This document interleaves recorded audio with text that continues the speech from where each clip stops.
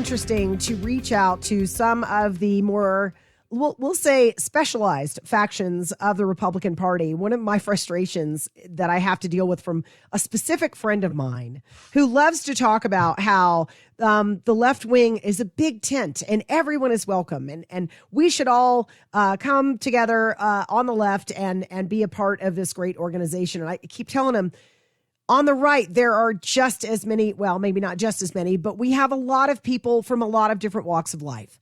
So I'm pleased as punch to have the president of the Log Cabin Republicans of Colorado, Valdamar Archuleta. Welcome to the show.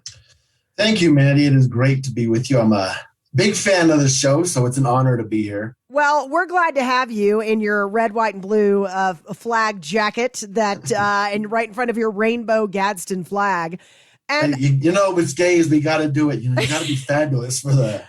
You got to put on a show. We got to be theatrical. Well, let me get into this right now, because the Log Cabin Republicans are an organization for gay and lesbian Republicans, and it's just another part of the party that exists that a lot of people either don't know about or don't understand. And I'll be perfectly frank, I have a lot of gay friends who, other than the fact that they are gay, they are extremely conservative, and their value system is such that it aligns very well with the Republican Party, but they still perceive that there is an anti-gay bias within the party. What do you say to gay people that you talk to that say, what the heck, you're a Log Cabin Republican, what are you doing? How do you talk about that? Well, I get that question a lot, and there's a lot of different angles to take it. One, I do think that we as a gay or the LGBT community sometimes too get stuck in that one issue politics where it's about gay rights, it's about gay rights, it's about gay rights. But really, if you look at our lives, the things that affect us every day, I don't feel like my rights are infringed upon, nor do I worry about going around and being looked down upon for being gay. Healthcare, our environment, security, border security, First Amendment, Second Amendments, we really face the same things that everybody else does. And so in our day-to-day lives, the things we should be looking at to take care of ourselves or for bettering ourselves as a community really are bigger than that one issue. And today, I really feel like that one issue isn't even something that's being threatened. As much as the left tries to make it seem like we're going to lose all our rights, I don't see that happening. This is the best time in history to be a gay person. It really is. In America. And I mean that sincerely and with nothing but love. But in my lifetime, we have gone from a prohibition against gay people getting married, second-class health care for gay people over AIDS, to having these gay issues really at the forefront of society in a positive way. And I'm heartened by that. I'm glad for all of that. I'm very happy that gay people are on even footing. And so am I. I. One of the things that I personally have noted when I meet gay conservatives, they don't lead with their gayness. That's not their primary driver of their personality. Do you understand what I mean when I say that? It really isn't. And I tell people I'm not usually the type of person who goes around and throws my identity around. I'm also a Native American. I'm a member of the Shoshone tribe, and I'm a Latino. And I don't usually, like I said, push that in people's faces. But this past year, I have been out on various rallies and that, and I have, like I said, my rainbow Gadsden flag. I have a Trump 2020 rainbow flag, and I would wave it mainly because I just want people to know that we exist. And I really wish I didn't have to do that, or I could just be, I just want to be an American. And I do, one thing I really appreciate is on the right, most people will just view me as an American. My sexuality, my race, ethnicity, whatever, really doesn't come up. But when I'm talking to people on the left and maybe trying to convert people or have them understand who I am or why I think the way I do, it kind of helps to throw my identity out there. Do you think it gives you street cred? It does. And I feel like, if they're going to do it, I'm going to do it too. I'm going to throw that. Don't you think that's, I've been using this phrase a lot lately and talking about how I'm trying to approach the vaccination issue. I want to meet people where they are. And isn't that just what you're doing? You're meeting them on the terms that they have set forth.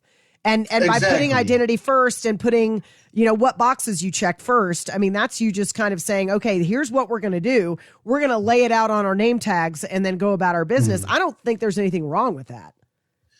I don't either. I kind of, like I said, I wish it wasn't that way, Yeah. but we are at a point in our nation's history where if I come to talk to somebody and I were a white, cisgendered, straight male, they may not listen to me as much as if I am a Native American gay man. And so if that's going to get them to listen to me, or I'm going to do it. Yeah, exactly. Dave.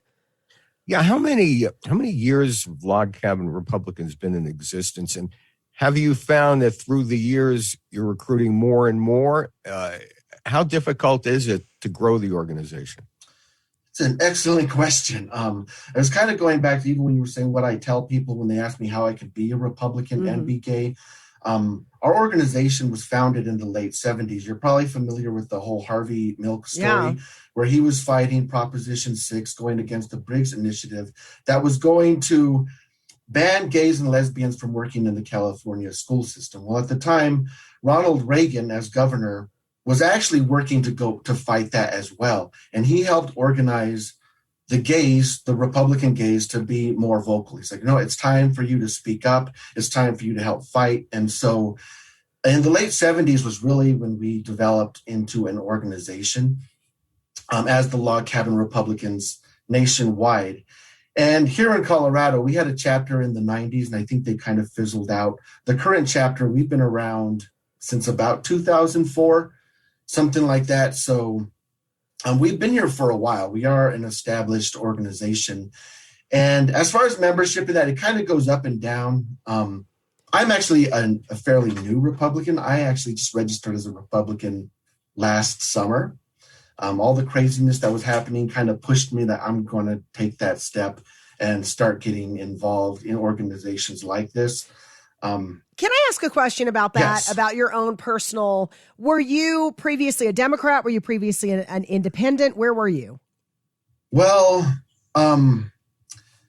for years I was more left leaning. I don't know if I can't say I was a Democrat because I never registered as a Democrat. Right. But I did always vote Democrat and vote or Libertarian. I was usually either between the Libertarians or the Democrats until about 5 years ago. And a lot of it was stuff happening with Donald Trump. I saw the way he was being talked about and attacked. And it caused me to start looking into, like, did he really say that? Like, why is this guy who everyone, well, not everyone, most people liked him a few years ago, all of a sudden this big villain?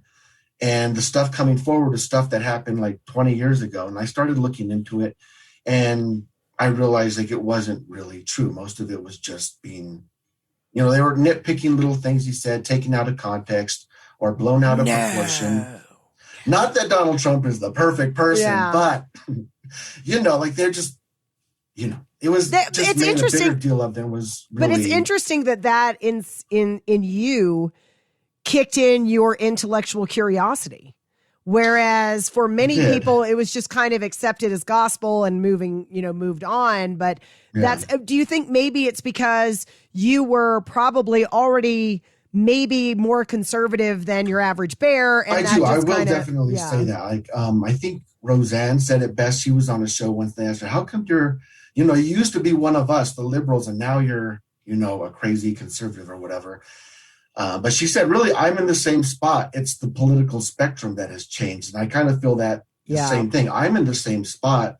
It's this political landscape that shifted, that now I'm on the right. And that's one thing, we really also want to, when we talk to other conservatives, I tell them, because the LGBT community kind of has a bad reputation sometimes amongst conservatives, because they only see that loud left portion of our community speaking out. And there was a time 5-10 years ago, I used to also be very involved in the gay rights movement. I was on the board of directors in Colorado Springs Pride Organization and worked with them in fighting DOMA and Don't Ask, Don't Tell. And at that time, what we wanted, it was more of a message of assimilation. We just wanted to be accepted amongst society. Sure. We wanted the freedom to be us. And we wanted you all to have the freedom to be you. It wasn't anything beyond that. It was more like I said, it was assimilation. I didn't need anyone's approval to lead my life. I just wanted the freedom to be able to lead my life. Whereas now I feel like the LGBT rights movement has gone to a position where it's been taken over by like a Marxist ideology. They now want society to be deconstructed and rebuilt around them. And people need to know that you have a conservative community of LGBT people, and we don't believe that.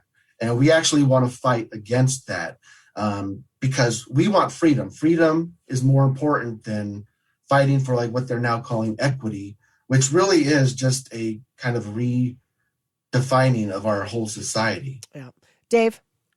Yeah, it's funny, Valdamar, that you say you used to be a Democrat, because Ronald Reagan, of course, always said, I never left the Democratic Party. It abandoned me.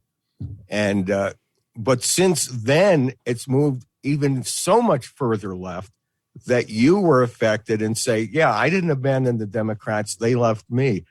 That just illustrates from the end of World War II, when Ronald Reagan was a Roosevelt Democrat, to now how far the Democratic Party has moved to the left. It really has. And I actually think that there's a lot of people who feel that way. But like with a lot of aspects right now, people are afraid to speak up. People are afraid to say what they think. Because a lot of times, even simple things like that, like I've told people, I think freedom is more important than equality, because equality has to be built upon the foundation of freedom, not the other way around. So if you're going to fight for one, you fight for freedom.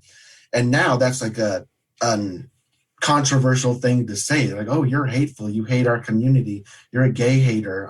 You get called things like that.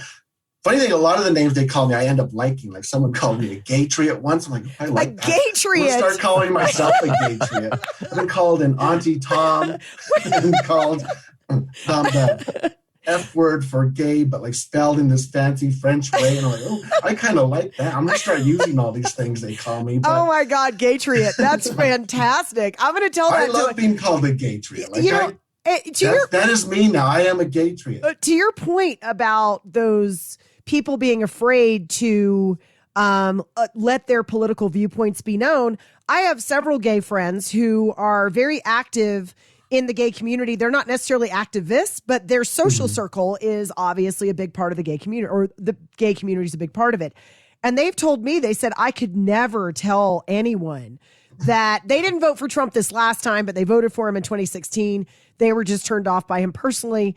And they said, I could never tell anyone that I voted for Trump in 2016 because they would never speak to me again.